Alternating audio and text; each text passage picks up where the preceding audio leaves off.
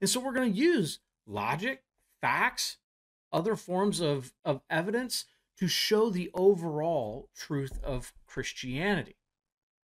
And see, we can use these same tools when evaluating other worldviews.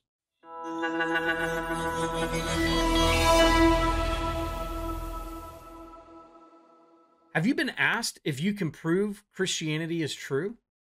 Or maybe you've received the objection saying that you can't prove Christianity is true. Hi, friends. Welcome to Elysian Ends. And today we're going to talk about how we might think through and maybe answer this objection or question. Years ago, a friend and I were out walking around and talking to people about their beliefs. And we spoke with a young man about the Christian faith. And he explained to us that he wasn't a Christian and didn't believe that Christianity was true. Now, when we asked him why he didn't believe it was true, he said that he hadn't seen any proof for him to consider the belief in Christianity to be true. Now, my initial response was, really? None at all? But then I asked him, I said, if Christianity was true, what kind of evidence would he expect to see? And while he thought about this for a little while, he came back and admitted that he hadn't really given it any thought in the past. And he just kind of responded, he goes, yeah, but I would expect to see something. Now, whether or not Christianity is true or false, this is the most single important question for someone to answer. This young man's response really just shows an intellectual apathy in that he hadn't really thought about what kind of evidence he would expect to see or what kind of evidence he would need to see to consider the truth of Christianity. Now, I'll address spiritual apathy in a different video, but for now, we want to talk through how could we show Christianity to be true? Well, the answer is really in the same way that we would show anything to be true. You see, for something to be true, whether it's a statement or a claim or proposition, it must correspond to reality. And that means that that claim must describe the way things really are. Furthermore, to show that something is true, we would present things like evidence or argument. Now, not argument as in trying to argue with someone confrontationally, but argument that supports the claim that we are proposing to be true. So for me to show, for example, the statement that I, Chuck, am married to my wife, Amy, I would produce argument and evidence of being married on a certain day and a certain time.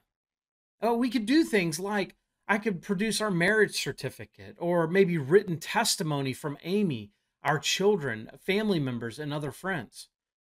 Based on the evidence, I could give philosophical arguments that argue for the probability based on the evidence and facts that the most rational conclusion is that Amy and I are truly married.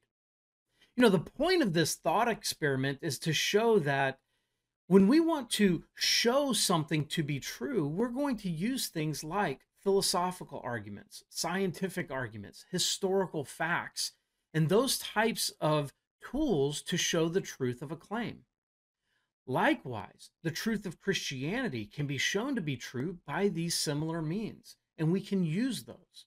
You see, Christianity makes specific claims about historical events. It claims that there was this creator God that created all things and sustains all of reality. He then created mankind in his image and gave man free will. And through this free will, man rebelled against God. And when we rebelled against God, we broke his good creation, which introduced sin into this world, which brought along with it death, pain, and suffering. However, God, in his love, incarnated as the historical person Jesus of Nazareth. And he lived a perfect life as Jesus of Nazareth. And he showed and taught that he was the promised one from the Jewish teachings of the prophets and scriptures, and that he was in fact God. Now, he was executed on a Roman cross for these teachings and these beliefs. After he was killed, he was buried in a well known tomb.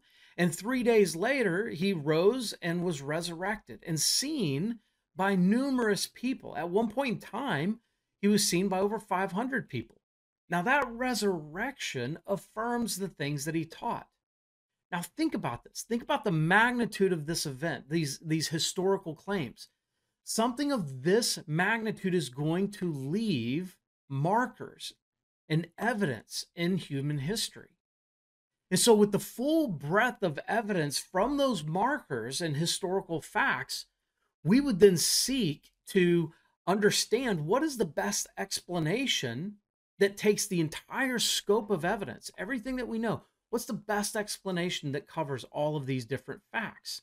And so, we're going to use logic, facts, other forms of evidence to show the overall truth of Christianity. And see, we can use these same tools when evaluating other worldviews.